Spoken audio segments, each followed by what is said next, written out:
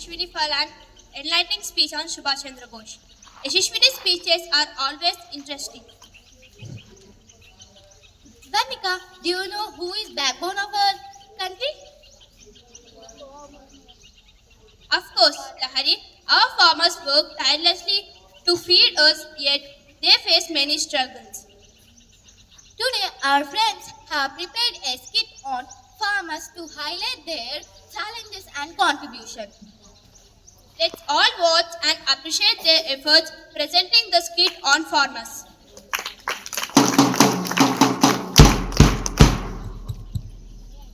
Happy morning everyone. My name is Tagore from grade 6 Jasper.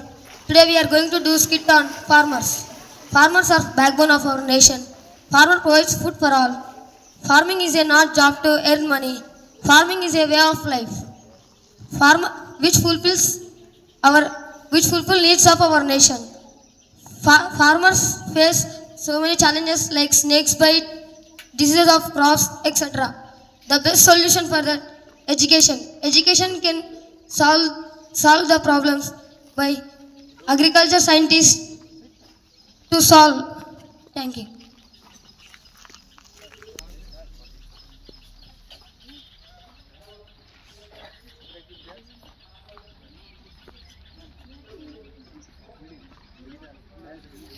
అందరూ వ్యవసాయంపై ఆధారపడి జీవిస్తుంటారు. ఆ ఊరిలో ఒక కుటుంబంలో అమ్మ, నాన్న, చిన్న కొడుకు, పెద్ద కొడుకు ఉంటారు. చిన్న కొడుకు స్కూల్లో చదువుకుంటుంటాడు. ఒకరోజు ఉపాధ్యాయుడు డైరీ చెక్ చేస్తూ ఈరోజు తల్లి లేదా తండ్రి సంతకం ఎక్కడ అని అడుగుతాడు. మా అమ్మ నాన్న ఊరికి వెళ్ళారు మాస్టారు, అందుకే సంతకం చేయించుకోలేదు. సరే, నిన్న లేదా మొన్న సంతకం చేయించుకున్నావా? చేయించుకున్న మాస్టారు. అయితే ఏది చూపించు. ఇదిగో చూడండి మాస్టారు. వేలి ముద్ర పెట్టారు కదా, మీ నాన్నగారు చదువుకోలేదా? మా నాన్నగారు రైతు మాస్టారు, నన్ను కష్టపడి చదివిస్తున్నాడు. మీ నాన్నగారి వేలిముద్రలో చెమట కష్టం కనిపిస్తుంది. ఎంతో కష్టపడి మిమ్మల్ని చదివిస్తున్నారు. కాబట్టి మీ తల్లిదండ్రుల పేర్లు మీరు నిలబెట్టాలి. చదువు అంటే ఎగ్జామ్ రాసి మార్కులు ఎక్కువగా తెచ్చుకోవడంతో పాటు చదువుని మన జీవితంలో ప్రాక్టికల్గా ఇంప్లిమెంట్ చేయడం మరియు మన జీవితంలో ఉన్న సమస్యలను, అన్ఎక్స్పెక్టెడ్గా వచ్చే సమస్యలను పరిష్కరించే విధంగా మనం ఉండాలి.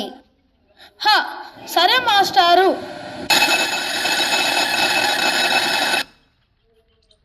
నాన్న అందరూ పొలాల్లో విత్తనాలు చదువుతున్నారు, పంటలు వేస్తున్నారు, పంటలకు మందు కొడుతున్నారు. మరి మనం ఎప్పుడు వేయాలి నాన్న? పంటలు వేస్తున్నారు కానీ పంట చేతికి వస్తుందో రాదో తెలియదు. కానీ పంట చేతికి వచ్చిన గిట్టుబాటు ధర వస్తుందో రాదో తెలియదు. కానీ పంట వేయక తప్పదు కదా రైతులకు. మనకు పోయిన ఏడాది పంట నష్టం వచ్చింది. అలాగే అప్పు ఉంది, అప్పుకు వడ్డీ పెరుగుతూ ఉంది. నీకు చదివించడం కూడా కష్టంగా ఉంది. విత్తనాలు వేద్దామన్నా ఎవరి దగ్గరనో అప్పు అడగాల్సిందే. అప్పు అడిగి విత్తనాలు వేసిన తర్వాత పంటలకు మందు కొట్టాలన్నా మన దగ్గర పైసలు ఉండవు కొడక. సరే కొడక, చూద్దాం. కారం బువ్వ ఉంది, తిని పడుకో. పెద్దయినా అక్కడ పాము కాటుకు గురి అయినారు మన ఊర్లో మంచి. అవునా? ఎక్కడ పద చూద్దాం. అక్కడికి వెళ్ళి చూసి వాహనంలో తీసుకొని హాస్పిటల్కి వెళ్తుంటే సగం దారిలో చనిపోయాడు పాముకి గురి అయిన వ్యక్తి. మన ఊర్లో ఎంతో మంది పాము కాటుకి గురి అయి చనిపోతున్నారు. దీనికి పరిష్కారం అర్థం అవ్వట్లేదు. దీనికి పరిష్కారం కోసం అందరూ ఆలోచిస్తుంటారు. నాన్న సర్పంచ్ ఎక్కడ ఉంటాడు? వెళ్దాం రండి. ఎందుకు కొడక? రండి నాన్న, చెబుతాను. సర్పంచ్ గారు నమస్కారం. నా కొడుకు మీ దగ్గర మాట్లాడతాడంట, దయచేసి వినండి. నమస్కారం సర్పంచ్ గారు. మన ఊరిలో ఎన్నో సంవత్సరాల నుండి పాము కాటికి గురి అవుతూనే ఉన్నారు కదా. హాస్పిటల్కి తీసుకువెళ్ళే లోపలనే మార్గం మధ్యలో మరణిస్తున్నారు కదా. దీనికి నా దగ్గర 2 ఉపాయాలు ఉన్నాయి. అవి చెప్పమంటారా? ఆలోచన చెప్పు బాబు. పాము కాటుకు ఒక ఇంజెక్షన్ ఉంటుంది. డాక్టర్ గారి సలహా మేరకు తీసుకువద్దాము. ఆ ఇంజెక్షన్ పాము కాటుకు గురి అయిన వ్యక్తికి అప్పుడే ఇంజెక్షన్ ఇస్తే విషం ఎక్కకుండా ఉంటుంది. అంత లోపలనే హాస్పిటల్కి తీసుకువెళ్ళి చికిత్స పొందవచ్చు, ప్రాణాన్ని కాపాడవచ్చు. రైతు కిట్ అని ఉంటుంది. అందులో కాళ్ళకు బూట్లు, చేతులకి గ్లౌజులు ఉంటాయి. అవి తొడగడం వల్ల పాము కాటుకు మరియు ఇతర కాటుకు గురి అవ్వరు. మరియు గాజు ముక్కలు కుచ్చుకోకుండా చాలా సేఫ్గా ఉంటాయి. నీ మాటలు, నీ ఆలోచనలు వింటుంటే చాలా సంతోషంగా ఉంది బాబు. ఇంతవరకు మాకు రాలేదు కదా ఈ ఆలోచనలు. ఎట్టి పరిస్థితిలో నువ్వు చెప్పినది చేస్తాను.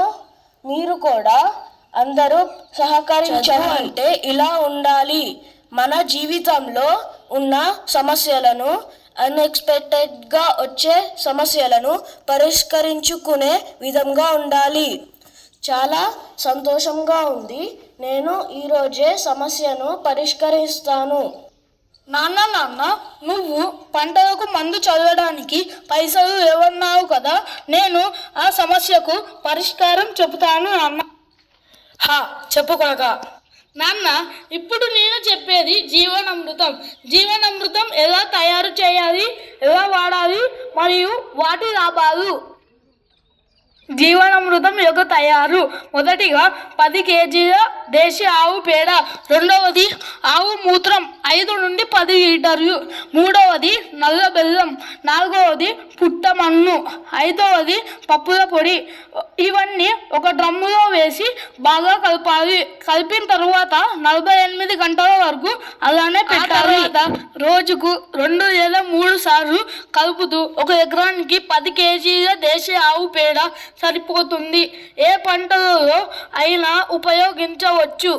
దీని లాభం అధిక దిగుబడి వస్తుంది, అధిక ఆదాయం వస్తుంది మరియు పంటకు ఏ కీటకాలు పట్టుకోవు. దీన్ని మనం తయారు చేసిన 12 రోజులలో ఉపయోగించాలి.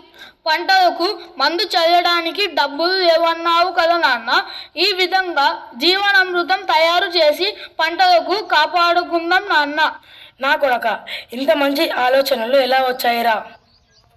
మా మాస్టారు కారణం నాన్న. మీ మాస్టర్ బాగా చెప్పాడు కొడక. మీ మాస్టర్లు ఏం చేసినా, తిట్టినా, కొట్టినా మీ మంచి కోసమేరా కొడక. అవును నాన్న, మా మాస్టారు చెప్పేది ఒకటే నాన్న. మా అందరికీ అది ఏమిటంటే, తల్లిదండ్రులు చాలా కష్టపడి చదివిస్తుంటారు. మీ మీద ఎన్నో ఆశలు పెట్టుకుంటారు. మీరు బాగా చదువుకొని మీ తల్లిదండ్రుల పేరు నిలబెట్టాలి. ఎగ్జామ్లో మార్కులు బాగా తెచ్చుకొని పాస్ అవుతూ జీవితంలో ఉన్న సమస్యలను, అన్ఎక్స్పెక్టెడ్గా వచ్చే సమస్యలను పరిష్కరించుకునే విధంగా మీరు అందరూ ఎదగాలిరా అని చెబుతుంటారు నాన్న. మీ మాస్టర్లు చాలా బాగా చెప్పారురా. అరే కొడక, నీకు నేను ఒకటి చెప్తా, జీవితాంతం గుర్తుపెట్టుకో. మాస్టర్లు మిమ్మల్ని తిట్టినా, కొట్టినా మీ మంచి కోసమేరా. మీ మాస్టర్ల మీద ఎప్పుడు ఎదురు మీ మాస్టర్లు చెప్పే మాటలను మీరు విని ఆ మాటలను జీవితంలో ఇంప్లిమెంట్ చేస్తే మీ జీవితాలు బాగుపడతాయిరా. గుర్తుపెట్టుకోరా నా కొడక. సరే నాన్న, మీరు చెప్పింది నేను వింటాను. మా మాస్టర్ చెప్పింది వింటాను. నా జీవితంలో మా మాస్టర్ మరియు మీరు చెప్పింది నేను ఇంప్లిమెంట్ చేస్తాను. జై విజ్ఞాన్, జై జవాన్, జై కిసాన్, జై